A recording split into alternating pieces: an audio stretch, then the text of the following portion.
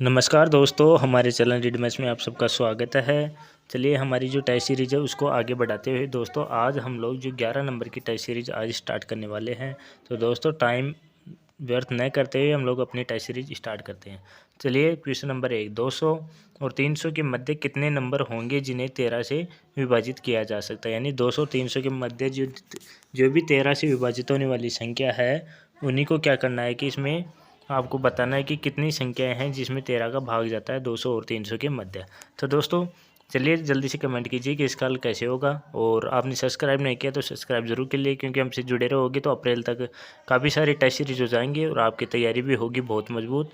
तो आप लोग एग्ज़ाम में कैसा भी क्वेश्चन पेपर आए उसको आराम से हम लोग हल कर सकते हैं, क्योंकि यहाँ पे हर पैटर्न का क्वेश्चन यहाँ पे हल हो रहा है। तो यहाँ पे देखो 200 और 300 के मध्य, तो आपको क्या करना है, सिंपल है। सबसे पहले 200 में 13 का भाग लगा लो दोस्तों। 200 में सबसे पहले 13 का भाग लगा लो। अब कितनी बार जा रहा है ये देख लो।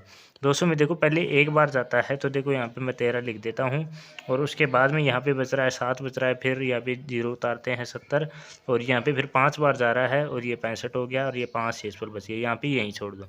चलिए यहाँ पे दूसरी संख्या लेते हैं। दूसरी संख्या यहाँ पे कितना है दोस्तों, 300। 300 है, क्योंकि एक 200 लेनी है एक 300 लेनी है। अब इसमें 15 का भाग देता हूँ, सीधा सीधा जा रहा है, सॉरी 13 का भाग देते हैं 13 का। अब देखो 13 का भाग इसमें देंगे तो पहले 2 बार जाएगा, 26 आ गया तो 2 बार आ गया। अब इसके बाद में यहाँ पे कितना बच रहा है, 4 बच रहा है, 0 बच रहा है। इसके बाद में 3 बार जाता है, 3 बार गया, यहाँ पे 39 हो गया, यहाँ पे एक शेषफल बच गया। अब 13 का भाग नहीं जाता, यहाँ पे देखो। अब मैं यहाँ पे मार्क कर रहा हूँ दोस्तों, यहाँ पे ये 15 है, यहाँ पे 23 है। अब आपको क्या करना है, 23 में से 15 घटाना है और अपना आंसर आ जाएगा। तो 23 में से देखो 15 घटाएंगे 8, यानी 200 और 300 के मध्य क्या होगा, 8 संख्याएं ऐसी होंगी जिसके अंदर क्या होगा, 13 का भाग जाएगा। तो अपना ऑप्शन नंबर यहाँ पे सी एकदम राइट होगा। चलिए दोस्तों अगला क्वेश्चन स्टार्ट करते हैं।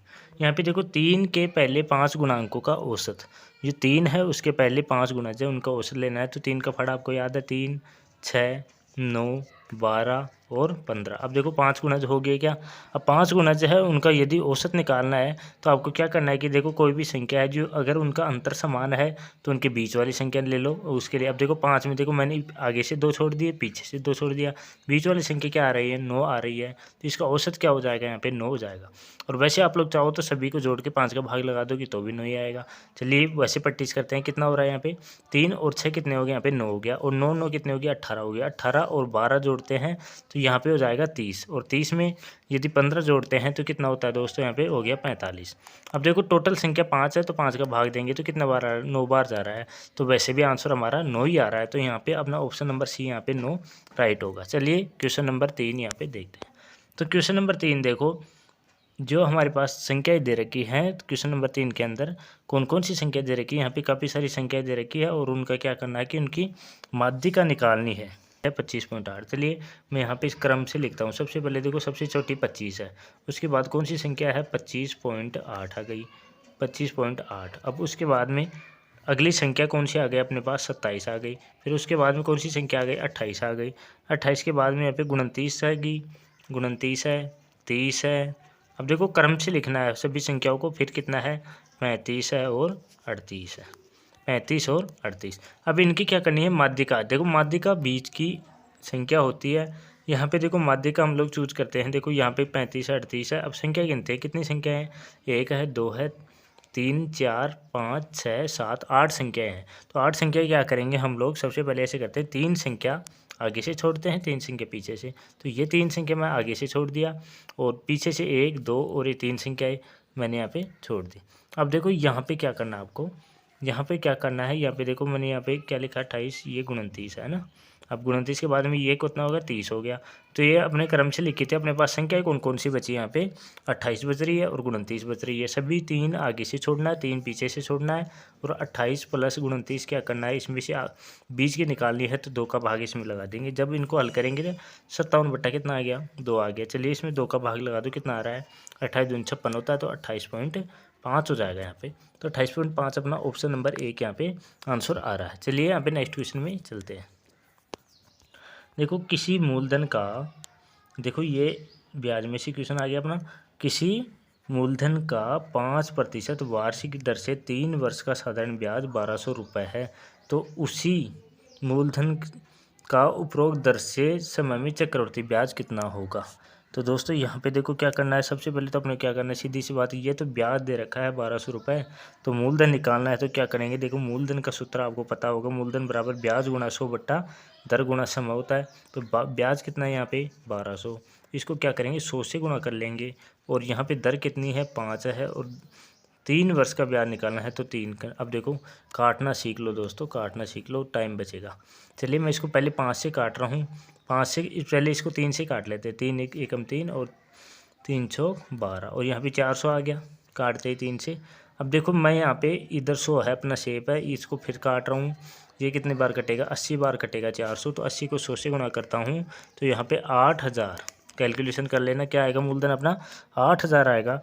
अब चक्रवृद्धि ब्याज आपको निकालना है ही। अब चक्रवृद्धि ब्याज कैसे निकालते हैं ये तो आप लोग आराम से निकाल सकते हैं। चक्रवृद्धि ब्याज का सूत्र आपको पता होगा, मूलधन गुणा 1 प्लस दर बट्टा 100 और घात कितना है समय, यही बात है चक्रवृद्धि ब्याज।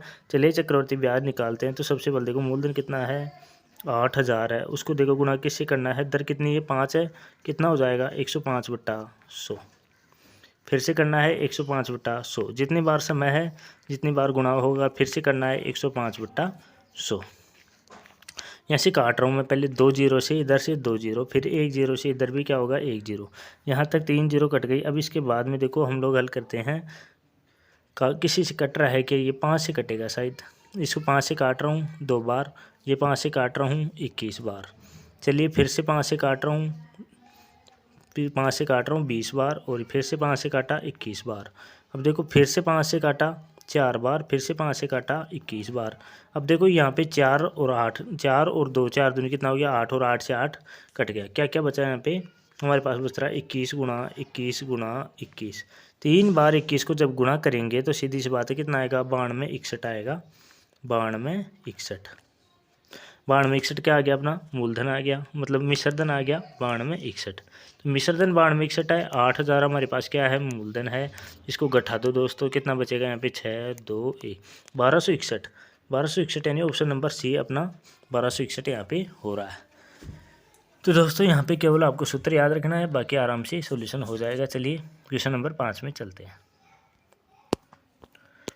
दोस्तों यहाँ पे क्वेश्चन नंबर 5 देखो, एक शहर की जनसंख्या कितनी है 64,000 है, और यह जिनमें 10% वार्षिक वृद्धि होने पर 3 वर्ष पश्चात जनसंख्या निकालनी है। तो हर साल क्या हो रहा है कि 10% की वृद्धि हो रही है, तो हमें क्या करना है शहर की जनसंख्या निकालनी है। तो आपको क्या करना है, सिंपल सा है, 64,000 10% की वृद्धि हो रही है तो कितना करना है 110 कर देना है, यहाँ पे नीचे 100, फिर उसके बाद में फिर से 110 कर देता है, फिर नीचे कितना आएगा 100, फिर से कितना करना है 110, 3 वर्ष है तो 3 वर्ष तक इस तरह कर लेंगे। अब देखो यहाँ पे मैं 2 जीरो से इधर काट रहा हूँ, 1 जीरो 2 जीरो, फिर से 1 जीरो से ये 1 जीरो, यहाँ पे 3 जीरो हो गई टोटल, तो ये 3 जीरो मैंने यहाँ पे कट कर दी। क्या क्या बच रहा है 64 गुणा 11 गुणा 11 गुणा 11, 3 बार 11 बच रहा है, तो 64 गुणा 11 गुणा 11 गुणा और 11। अब देखो यहाँ पे जब इसका हम लोग हल करेंगे तो हमारे पास आएगा, टोटल आ रहा है 85,184, 85,184। अब यहाँ पे ऑप्शन नंबर बी अपना राइट हो रहा है 85,184। चलिए नेक्स्ट क्वेश्चन में चलते हैं। देखिए एक रेडियो का क्रय मूल्य कितना है 750 रुपये है, एक रेडियो का क्रय मूल्य 750 है, विक्रय मूल्य 900 है, तो लाभ का प्रतिशत ज्ञात करना है। तो लाभ देखो 750, सबसे पहले तो देखो कितने का लाभ हो रहा है ये निकाल लो। देखो 900 में 750 घटाएंगे तो हमारे पास कितना आ रहा है, हमारे पास आ रहा है 150 रुपये, 150 आ रहा है। तो 150 कितने रुपये पे आ रहा है, 150 का फ़ायदा हमें केवल हमारे तो केवल 750 ही खर्च हुए हैं, तो 150 रुपये 750 रुपये पे बच रहे हैं हमारे, तो इसको गुणा कर दो किससे 100 से। चलिए 1 जीरो से 1 जीरो कट गया, 15 एकम 15 और 15 5 75। अब देखो यहाँ से फिर कट रहा है, 5 एकम 5 और 5 दूनी 10, कितना आ रहा है 20 आ रहा है, तो 20% उसका लाभ हो रहा है। तो अपना ऑप्शन नंबर देखो 20% डी हो जाएगा, ऑप्शन डी 20%। चलिए नेक्स्ट क्वेश्चन चलते हैं। अब यहाँ पे देखिए क्वेश्चन दे रखा है एक गोले का आयतन, एक गोले का आयतन देखो गोला है, गोले की बात करें। अब गोला देखो गोला है उसकी बात करता हूँ दोस्तों, तो गोले का आयतन का सूत्र होता है 4/3 पाई r क्यूब, ये क्या हो गया, गोले का आयतन। अब बात करें अर्धगोला, अर्धगोले का यदि आयतन पूछे, अर्धगोले का आयतन, अर्धगोले का आयतन की बात करें, आयतन की बात करते हैं तो इसमें 2 का भाग लगा देंगे तो ये कितना आएगा, 2/3 पाई आर क्यूब। यही बात है अर्धगोले का आयतन। अब देखो यहाँ पे गोले का आयतन की बात सूत्र पूछ रहा था तो गोले का आयतन हम लोगों ने यहाँ पे लिख दिया। चलिए नेक्स्ट क्वेश्चन में चलते हैं। ये देखो गुणनखंड पूछ रहा है, इसके अंदर x², यहाँ पे x² प्लस 5x प्लस 6 दिया हुआ है, इसको नहीं लग पाता है टाइपिंग में, तो x² प्लस 5x प्लस 6 दे रखा है। अब देखो क्या करना है, ऐसे टुकड़े करना है जो गुणा करने से 6 आ जाए और जोड़ने से केवल 5 ही रहे। तो देखो क्या करना है, x² प्लस में 3x करना है, प्लस में कितना है 2x करना है, और प्लस कितना 6 करना है।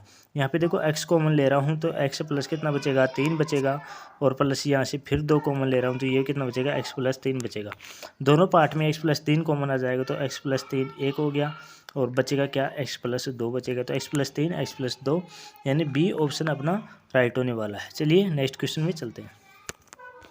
क्वेश्चन नंबर अपना 9 है। एक पुस्तक विक्रेता, एक पुस्तक विक्रेता है जिसकी देखो 20 प्रतियों की लागत 89 रुपये है, तो ऐसी 36 पुस्तकों की लागत, पुस्तक की जो 20 प्रतियाँ है उसकी लागत इतनी दे रखी है, तो 36 की लागत यहाँ पे देखो 20 प्रतियों की लागत कितनी है, 89, एक प्रति की लागत कितनी होगी, 89 बटा कितना 20, और बात करें तो 36 प्रतियों की कितनी होगी, 89 बटे 20 दे रखा है, और उसको गुणा किससे हो जाएगा, ये गुणा हो जाएगा 36 से। देखो अब यहाँ पे कट रहा है क्या, बिल्कुल कट रहा है, किससे कट रहा है, 4 से कट रहा है, 4 पंजे 20 हो गया, और यहाँ पे कितना हो गया, 4 नाम 36। अब देखो अब नहीं कट रहा है, 89 को क्या करना है, गुणा करना है, 89 को गुणा करना है 9 से, और भाग किसका देना है, 5 का देना है अपने पास। देखो यहाँ पे जब इसको हल करेंगे तो कितना आ रहा है, यहाँ पे हल करेंगे तो हमारे पास आएगा 801 आ रहा है, ऊपर गुणा कर देंगे 801 बट्टा 5, 801 बट्टा 5 आ रहा है।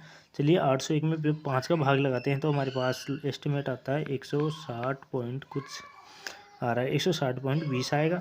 अब देखो 160.20 आ गया तो यहाँ पे ऑप्शन नंबर, यहाँ पे डी लिखा हुआ है, यहाँ पे 160.20 अपना ऑप्शन उत्तर सही हो जाएगा। चलिए नेक्स्ट क्वेश्चन में चलते हैं। देखो नेक्स्ट क्वेश्चन क्या दे रखा है कि 10,000 रुपये के लिए 4% वार्षिक दर से चक्रवृद्धि ब्याज ज्ञात करना है, जबकि समय कितना है, 2 वर्ष दे रखा है। तो चक्रवृद्धि ब्याज तो आपको सूत्र पता ही है कि, और 2 वर्ष का समय, तो क्या करेंगे, 10,000 रुपये को ऐसे कैसे लिख लेंगे। उसके बाद देखो 4% है तो 104 बट्टा 100 हो गया, फिर से 4% है तो क्या हो जाएगा, 104 बट्टा 100 हो गया। यहाँ पे 2 जीरो से 2 जीरो कट गया, ये 2 जीरो, ये 2 जीरो, 4 जीरो ऊपर की, 4 जीरो नीचे कट कर दिया। अब क्या बचा, 104 गुना 104, तो 104 को जब 104 से गुना करते हैं तो यहाँ पे आ रहा है 10,816, 10,816 आ गया। ये क्या आ गया, अपना मिश्र धन आ गया। इसमें से क्या घटा देंगे, 10,000 घटा देंगे, 10,000 जब इसमें से घटाते हैं 816 बचेगा, 816 अपना क्या बचेगा, ब्याज बचेगा, चक्रवृद्धि ब्याज बच गया 816। अब देखो यहाँ पे 816 अपना ऑप्शन ये सही हो जाएगा, 816। चलिए यहाँ पे अगला क्वेश्चन। चलिए यहाँ पे देखो, यहाँ तक अपनी कंप्लीट हो गई, क्या मैथ कंप्लीट हो गई। चलिए रीजनिंग में चलते हैं। यहाँ पे देखो निम्नलिखित श्रृंखला में से प्रश्न चिन्ह के स्थान पर कौन सा अक्षर आएगा। यहाँ पे देखो प्रश्न चिन्ह दे रखा है, यहाँ पे दे रखा है ए दे रखा है, बी दे रखा है, सी दे रखा है, जे दे रखा है, क्यू दे रखा है।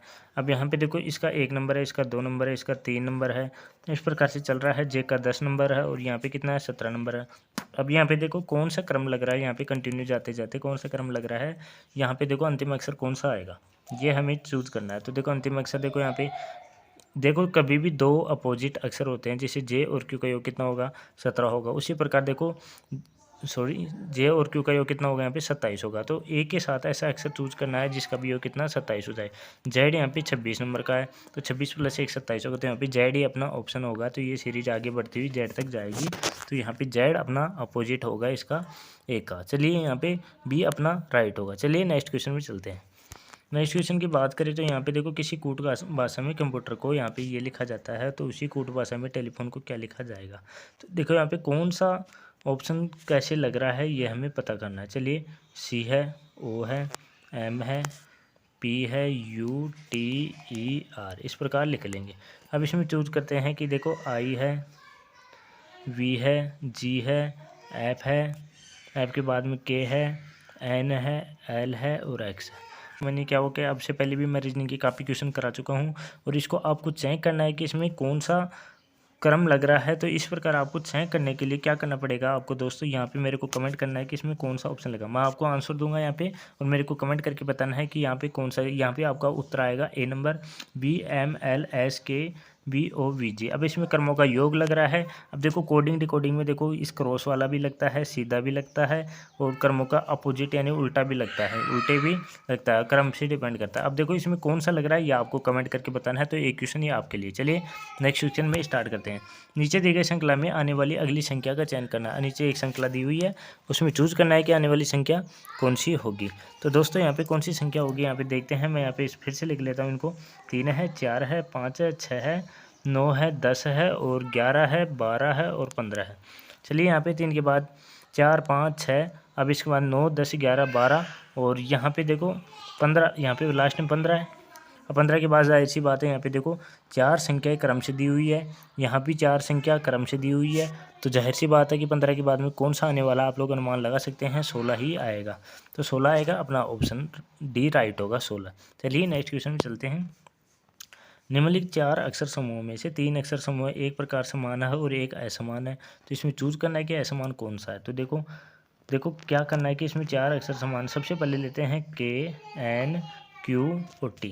देखो के बाद में L और M और फिर N आ गया, यानी 3 अक्षर जुड़ते हैं, N आ गया। N के बाद में O P और Q, ये भी क्या हो गया, 3 अक्षर आ गया। फिर Q के बाद में R S और T, ये भी 3 आ गया। इनमें अंतर समान आ रहा है, तो ये हो गया। अब इसके बाद में अगला लेते हैं FILO। ऐप के बाद में GHI प्लस 3 आ गया। I के बाद में JKL प्लस 3 आ गया। L के बाद में MNO, ये प्लस 3 आ गया। दोनों सेम आ रहे हैं, तो अपने ये भी सही है, ये भी सही है। चलिए तीसरे नंबर पे चलते हैं। QTWS। अब Q के बाद में RST प्लस 3 आ रहा है और T के बाद में UVW प्लस 3 आ रहा है। W के बाद में XYZ। अब देखो यहाँ पे तो Z आना चाहिए था लेकिन S शो हो रहा है, तो ये ऑप्शन नंबर मेरे हिसाब से C यहाँ पे रॉन्ग हो रहा है। यहाँ पे C नंबर पे दिया हुआ है जो रॉन्ग हो रहा है मेरे हिसाब से यहाँ पे। तो दोस्तों आपका क्या कहना है कि ये यहाँ पे देखो ये जो ऑप्शन है यहाँ पे रॉन्ग होने वाला है। चलिए इसके बाद में चलते हैं अगले क्वेश्चन में। चलिए नेक्स्ट क्वेश्चन। दिए गए उस युग्म का चयन करना है जो कि आपस में उसी प्रकार से भिन्न है जिस प्रकार नीचे गए शब्द आपस में संबंध। अब देखो मौसम का शीत, यानी ये मौसम का प्रकार है, शीत ऋतु है। मौसम का प्रकार क्या है, शीत ऋतु है। तो उसी प्रकार आपको चूज करना है कि अगला इसी प्रकार से रिलेटेड कौन। अब ग्रीष्म में पतझड़, ये तो कोई जम नहीं रहा। तो अपना अगला ऑप्शन देखते हैं। यहाँ पे अगला ऑप्शन देखते हैं वर्ण में शताब्दी। वर्ण और शताब्दी का कोई रिलेशन है नहीं। माह में अप्रैल, माह में अप्रैल बिल्कुल सही बात है, माह में अप्रैल। अब देखो मौसम में ग्रीष्म है तो माह में अप्रैल है, बिल्कुल सही बात है। सप्ताह कैलेंडर, ये भी कोई जम नहीं। तो अपना ऑप्शन नंबर सी माह में अप्रैल यहाँ पे होगा। तो दोस्तों आज के 15 क्वेश्चन यहाँ पे कंप्लीट हो गए। तो दोस्तों आपको ये टेस्ट सीरीज पसंद आई हो तो चैनल को सब्सक्राइब जरूर करना। हम लोग लेके आएंगे आपके लिए ऐसे ही बेस्ट टेस्ट सीरीज। और तब तक के लिए धन्यवाद।